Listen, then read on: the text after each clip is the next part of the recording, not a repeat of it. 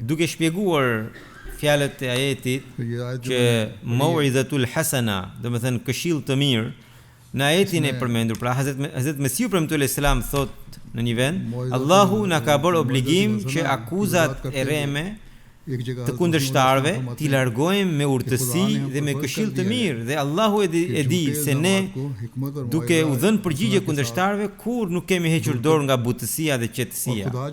Ai shpjegon gjendjen e tij dhe thotë se gjithmonë është përgjigjur me butësi dhe maturi, dhe se ky ka qenë gjithmonë parimi i tij. Thot Allahu është dëshmitar për këtë. Ky është pra metoda që duhet ta ndjekim për tabligh, pra për të ftuar të tjerët drejt Islamit.